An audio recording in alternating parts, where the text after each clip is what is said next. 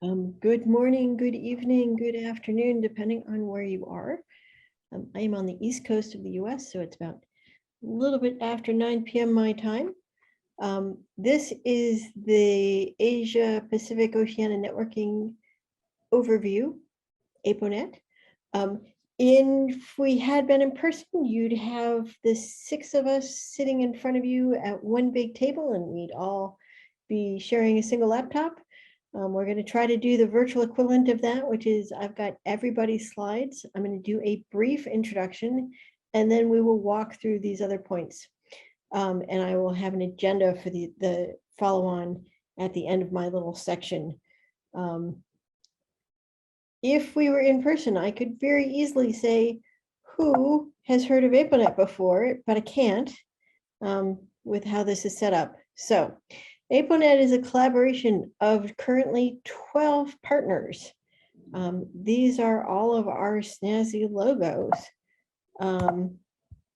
Why is it beeping? There we go. In late 2020, we started to have some conversations about renewing what had been the Asia Pacific Ring Networking Collaboration, which was basically a figure 8 of networks plus an extra loop on the side. This grew and morphed into a really nice MOU, which other partnerships have used as a basis for theirs.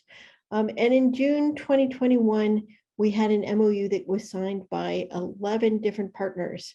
The group defined 2 teams, a lead group, which meets quarterly, and an engineering group, which meets monthly, and a set of activities that I'll walk through that we look at as collaborators.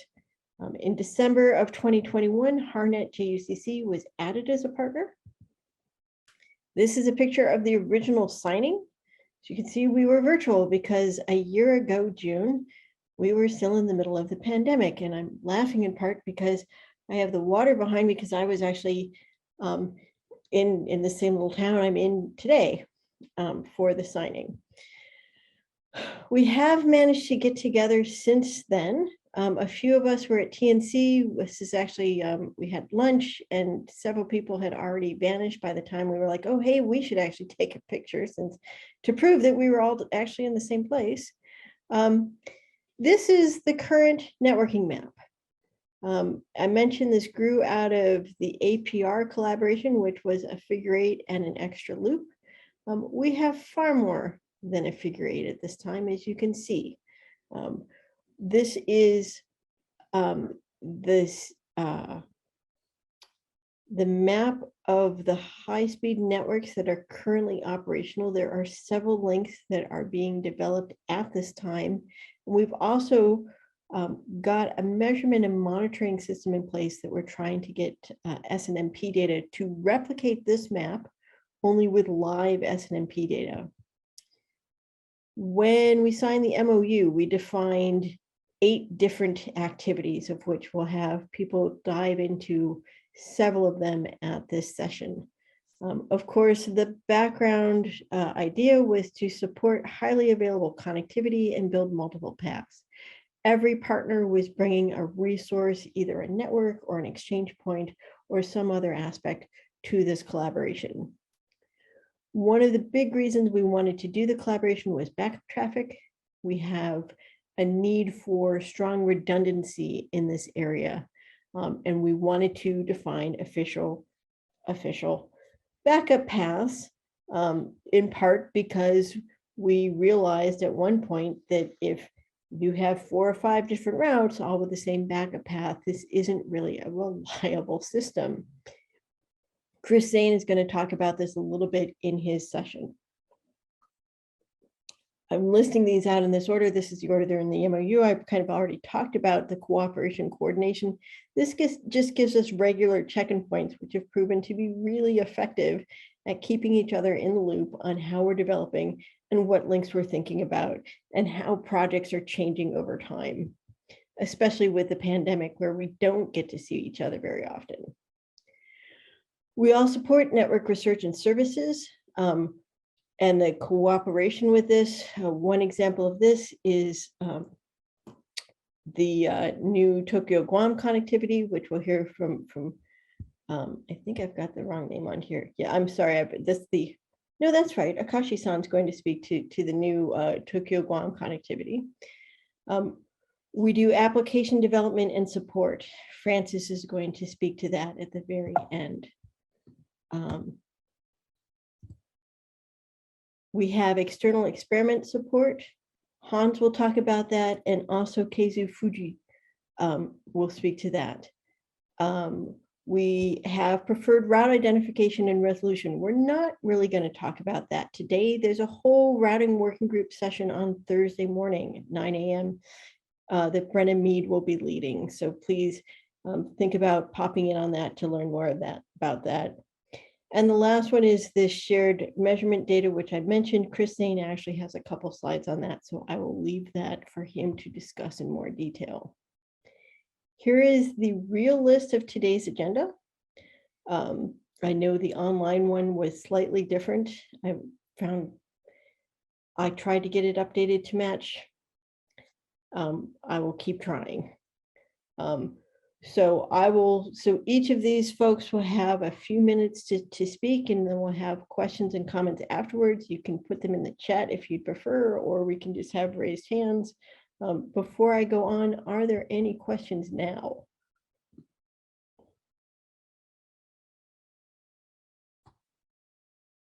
Okay.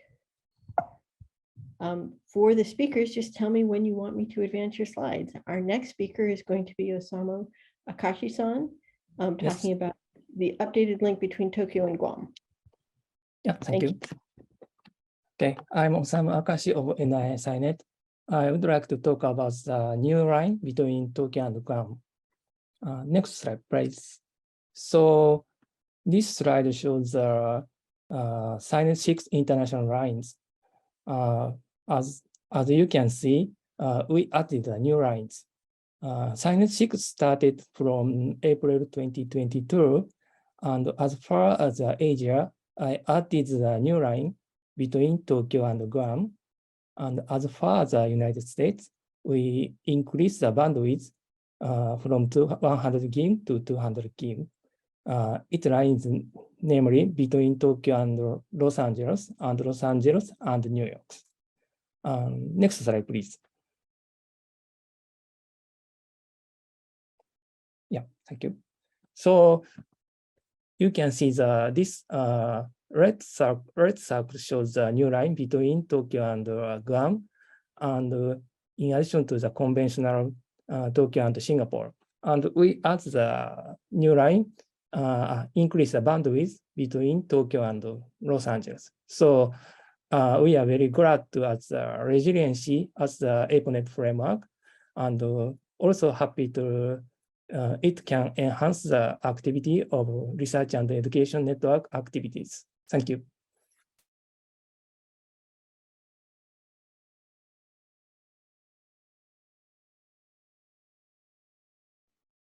Chris? Right, thank you. I can go to the next slide. Are there any questions for Osamu Akashi-san before we move on? Hi, Jennifer, this is Francis. I'd like to ask Akashi-san, so the 200 gig from Tokyo to LA are on two different submarine fiber cable, right? Yes. There they are, right. And I also saw in your map that you have 2 times 100 gig to Europe. Is that using the Trans-Siberian link or both of them or differently? So it is a map of the APOnet, and we also implemented the Trans-Siberian cables in SingAREN 6. But yes. We are now preparing the new procurement from the 2024 for Japan EU lines. Yeah. Okay. Thank you. Sorry. Yeah.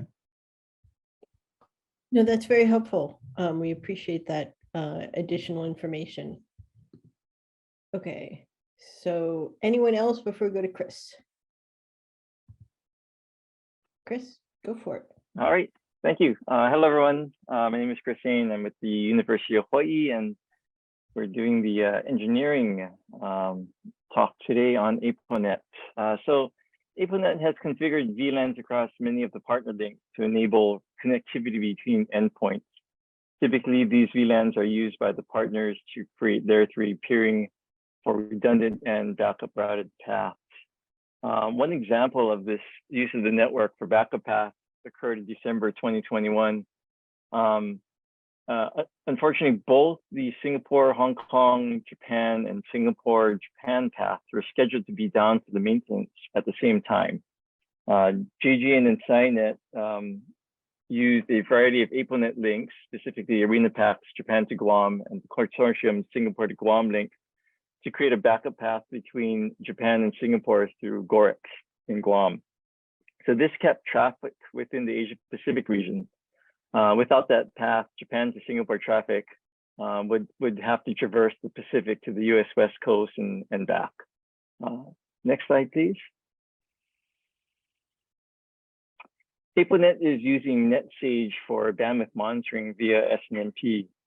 Traffic graphs are available at aponet.netsage.edu. The engineering group is working with all of the partners to obtain traffic statistics from the rest of the links in the network. As you can see in the graphic, we're missing a couple of the paths, and we're actively working with the folks who run those exchange points to add them into NetSage. Next slide, please. Thank you. We also built a Personar Mad Dash for performance monitoring. This one's hosted out at UH, the URL there. It does the typical latency, throughput, traceroute, and then packet loss graphs. Like the bandwidth monitoring, we continue to add test points into the mesh, and hopefully we can get participation from all partners shortly. All right, next slide.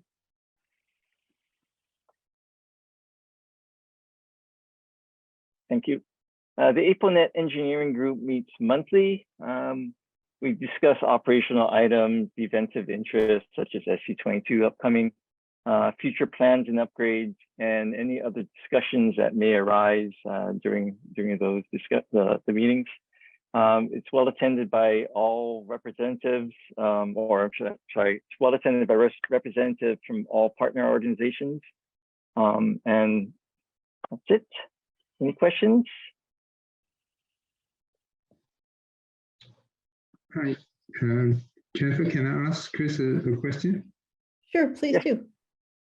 Hi, Chris. In actual fact, what's amazing about this is that the resilience, we have been having a few cuts and maintenance time, and which we have been able to switch across with minimal impact on the latencies.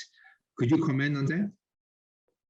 Yeah, so we've had some outages across certain of the links, but we've been in communication. The engineering group has a mailing list, and we've been in communication with each other. And so when things come up like that, we ask if a new VLAN could be created, for example, or if folks are having issues or they see an outage. And it's been pretty quick to establish new pathways or verify connectivity. So it's worked pretty well. And it's always challenging because of the number of time zones that we have to go across. So thankfully, many people stay up late and many people get up early. So it works out in the end. Chris, another question. We have almost about 4 from Singapore to US. We have about 4 possible different paths from Singapore to reach the US, other than going down south to Australia and coming back up. What do you find that's sufficient to resilience? Yeah. Hey, Jen, can you bring up the APOnet map, please?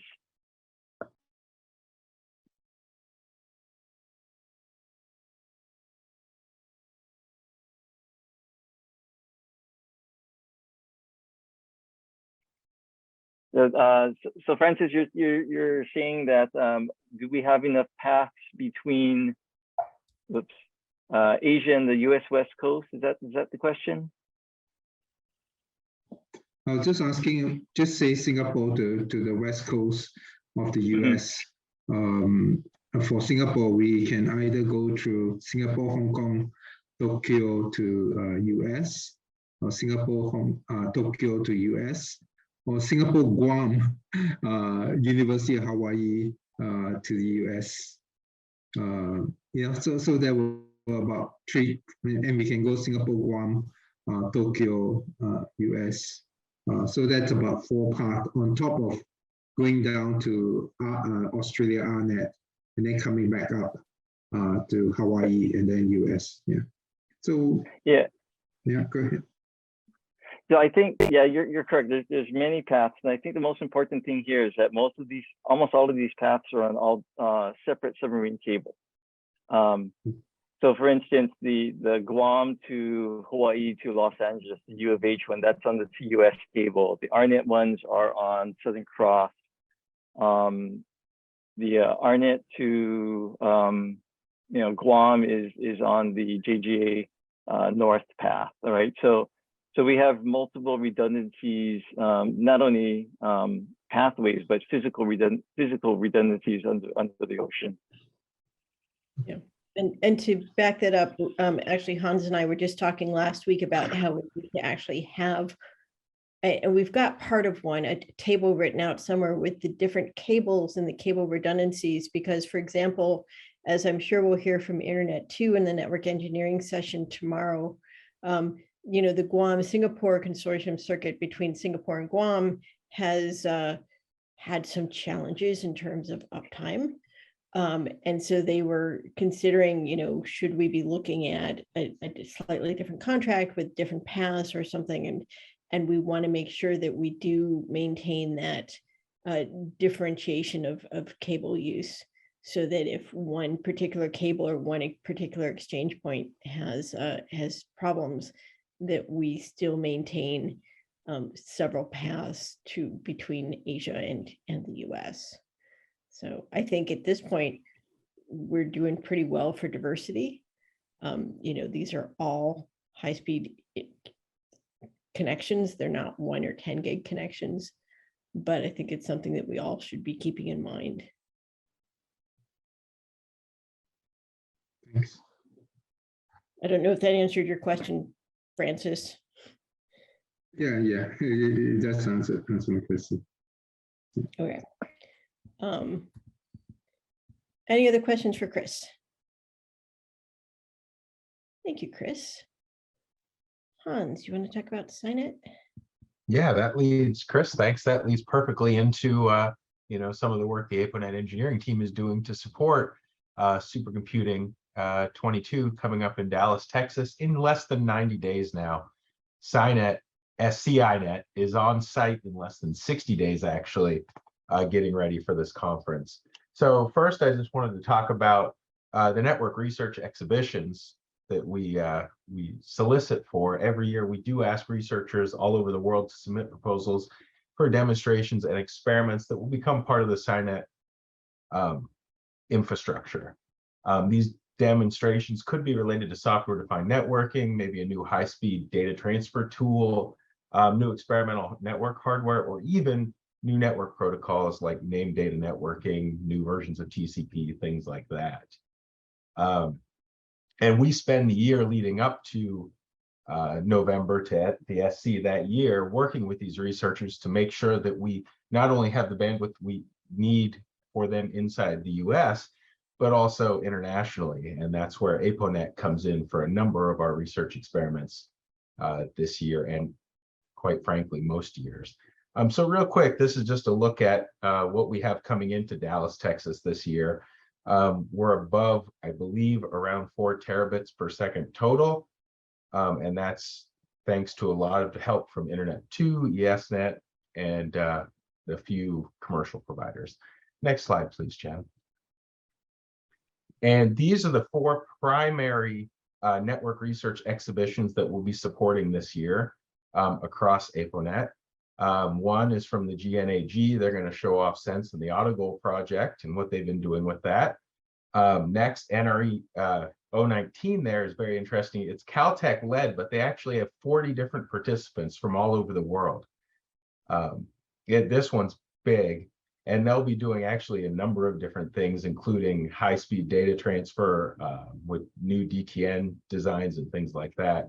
And as you can see, that's quite the name, the global petascale to exascale workflows. And then the last two on this page are from their NICT organized and led. There's going to be an 8K video processing demo and 400 gigabit data video transfer across the Trans-Pacific. And then next slide, please. This is just a quick map showing parts of APOnet and KAUST's network that will be part of that larger Caltech demonstration. There's actually that NRE, I believe, will actually encompass 2 or 3 different NRE proposals when it's done. They just have not split them out, but you can see these are the proposed paths they will use, and APOnet Engineering will start setting these up, or hopefully we already have started setting up some of the VLANs and things like that to make all of this work. And then the next slide, please. And this was provided by our friends at NICT, and I believe Fuji-san is going to talk momentarily and give a lot more information on this, but I just wanted to include this because I thought this was fun. We're actually going to have 5 or 6 different paths across APOnet supporting this demonstration. So, we will, as APOnet Engineering, this is a pretty large task, but we're going to make it work. We're going to have a production link and then actually have 4 or 5 different, or 5 or 6 different paths set for experimentation. And that's it. If any of you are in SC22, if you come to Dallas, please stop by the SciNet Knox, say hi, and I'll give you a tour. Any questions for Hans? So I have one. What happens to the production traffic when all of this experimentation is happening? Well, so I kind of mentioned that briefly. I sent out a note to our engineering team, speaking with you and Francis the other day. We thought it might be best, and Francis, and I should have written this down or had it on my list of things to talk about. We will have a production path, and Francis, I have it written down somewhere here, but I just can't find it in my notes. It's gone out to the APOnet engineering list. There'll be a separate path for that Correct. All of the production traffic from all of these experimental links will get shifted to, was my question. Yes, that's true. So Sorry this about won't that. be, so these will be dedicated paths for the experiments. Yes, correct. Excellent. Other questions from Hans? Hans, I'll be getting in touch with the for the both experiments, I guess. So we should be having some separate meeting, I guess, for this. I'm sorry, I couldn't catch that, Sato-san. I think Sato-san. I think Sato-san is saying that there will be a separate meeting to catch up on the setting up of the networks. Yeah. Sato-san is one of the lead network engineers from KDDI, who is helping to set up all this complicated part. Yeah. Yes, thank you. Sorry about that. I had to turn up my headphones a bit. Yeah, this is just meant as an overview for the broader APAN audience. Yeah. Other questions for Hans? Right. Fuji-san. Oh, yes. I'm Keijo Fuji of NICT. And NICT makes demonstrations in the exhibition of SC22 held in Dallas of Texas, United States from 14th of November to 17th November 2022. NICT is the only national research institute on information and communication technology in Japan. In the exhibition of SC22, we make 6 demonstrations. One of them, we transfer full 400 gigabps data video between Tokyo and Dallas. In the data transmission of 400 gigabps, we utilize 6 links of 100 gigabps between Japan and the United States. in cooperation with the member organization of APOnet, as we can transfer at most 80 gigabps by using 100 gigabps link. Six links of 100 gigabps are shown in this page. Next page. Next slide, please. Yes, the first pass, yellow line, Tokyo, Seattle, Dallas. The second pass, orange line, Tokyo, Guam, Hawaii, Los Angeles, Dallas. And the third pass, purple line, Tokyo, Los Angeles, Dallas by SingAREN, NSCC. And the fourth pass, the blue line, Tokyo, Los Angeles, Dallas by NII. And the fifth pass, the green line is Tokyo, Hong Kong, Singapore, Perth, Sydney, Hawaii, Seattle, Dallas. And the next page, please. These are the demonstrations by NICT. There are 6 demonstrations planned. We would like you to visit NICT booth, the number #3247. We explain about the details of these experimentations there. Today, thank you so much listening to me and participating every organizations of APOnet and APAN 54. Thank you. Thank you. Any questions? Francis, you blinked there. No, I'm just sorry. Okay.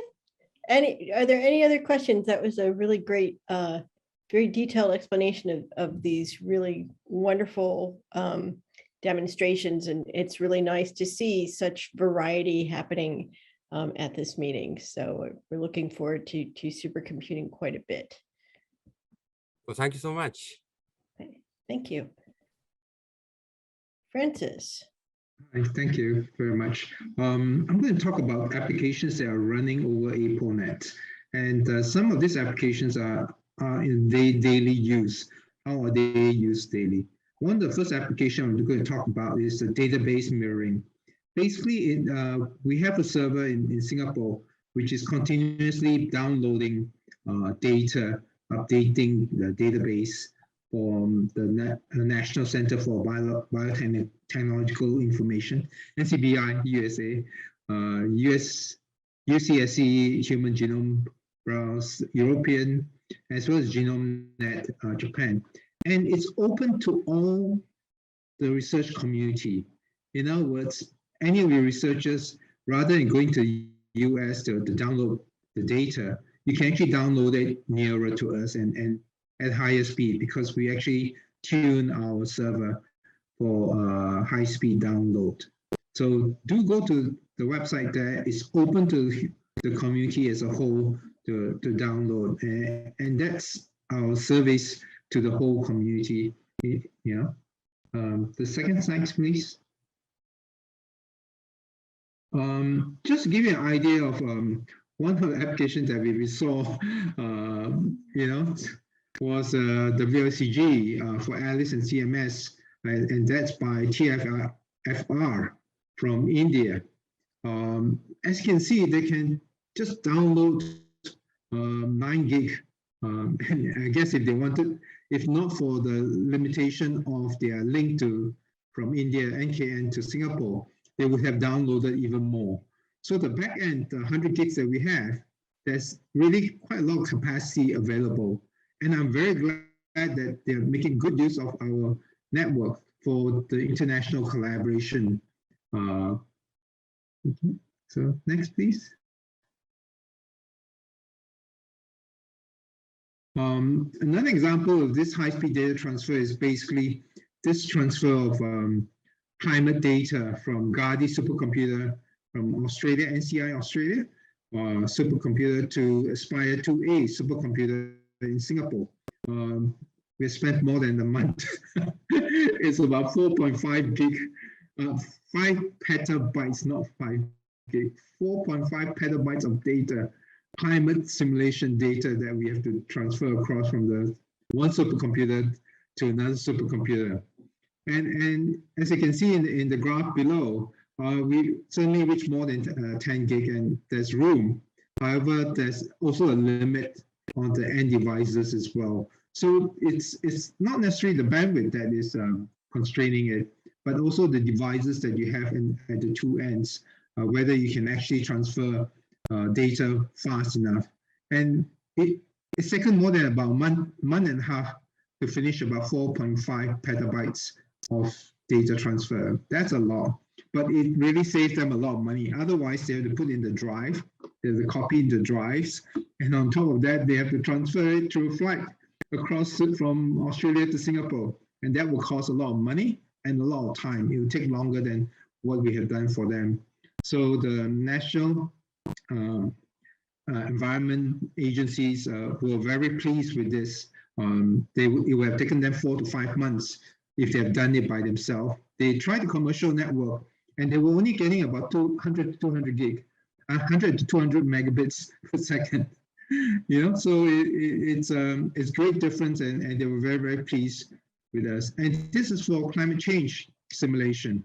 So it's huge amount of data that we copied across. And we're going to write a short article about how we've done it and what's the impact of that for the researchers. Next slide, please. We also have collaboration with Fugaku in Japan, so that you allow researchers in Singapore to access this high-speed second top 500 supercomputer that's located in Japan, and that's amazing. So we have a high-speed link linking our researchers up to Japan. Next, please. Well, every 2 years we do run a challenge. It's called Data Mover Challenge. The last one's run in 2021. So the next one will be next year, 2023. And as you look at the map, we really cover across not only to Europe, but across the Pacific. We actually have quite a lot of links going across that. And we get the competitors to transfer large amount of data, terabytes, not petabytes, terabytes. Otherwise, you can't complete the competition in time. So terabytes of data across the different locations. And then we look at the timing and how long they take to do that and the speed in which they're able to achieve. So it's memory to memory, we can achieve up to about 80 gig. That's not an issue. But when you come to drive to drive, then your drive, the storage device are the major bottleneck. You still need to tune the MTU and a lot of other things. And you need to zip up the files so that they're big enough so you don't keep on opening files, which takes a long time. We've got all those quite well done. We hope that the 2023, we would like to see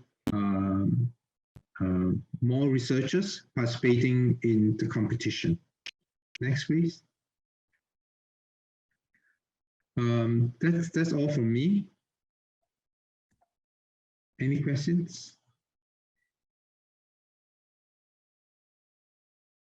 Any questions for Francis? If not, I had one.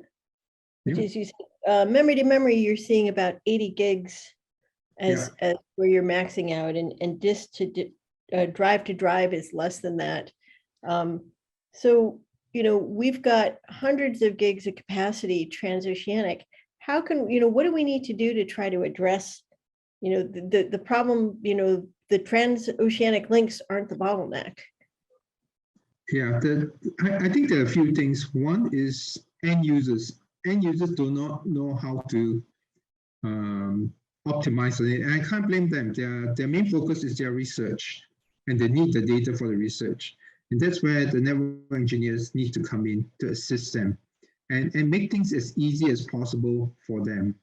Like now, I'm actually working with my university, Nanyang Technological University, to set up a science DMZ for the researchers to easily get in and out their data. And that's connected to quite a big cluster in my university. And we're trying to prove that. And then if that works, then we extend that out to a national science DMZ. Yeah, I'm actually quite impressed because we do a lot of end-to-end performance work, and I don't think we've seen 80 gig transfers internationally very often. We're pretty happy to get 5 or 6. I don't know what other people's experience has been in that space, if someone wants to speak to that. India did quite well. They got about 9 gig out of their 10 gig pipe. They have a 10 gig from NKN India to Singapore, but that was the limiting factor. Their own link, not our backbone links. Yeah, we don't often see more than about 20% of the capacity unless someone has gone in and tuned the end-to-end path quite well. Yeah. So I don't know if other people have experience with that. I know this is something that APOnet has talked about trying to address a little bit better. And I think this is a challenge I'd love to see us address in the next year. You know, to find some of these real applications, not just the supercomputing demonstrations, but some real applications like your database mirroring that I know we've worked together to try to speed up as well. Yeah. Okay. And this was the last slide. One quick question for Francis, sorry. No, I'm just curious, is there going to be another data mover challenge? As a network engineer, that was pretty fun to be a part of. Yes, there's a plan for the 2023, and I guess we'll be bringing together some of the people that will be involved at SC 2022. Yeah, so in November, I think we'll have a gathering to discuss how to make it a little bit more challenging, a little bit more different. Like SC 2021, we included IPv6, but we noted that some of the participants does not support IPv6, you know, or the IPv6 support were not that good. So I think those are some of the things that we need to have a discussion on. Thanks. Any other questions for Francis?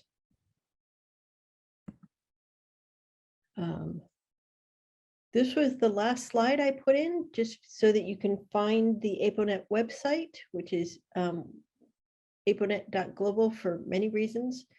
I've got my email down here. I'm currently the coordinator for APOnet, and I think we vote in January if you guys want me to keep doing this for another year or not. Doesn't really mean very much. It just means I make sure the meetings get scheduled and kind of lead discussions. I don't get a bigger vote or anything. So any other questions or comments while we're here?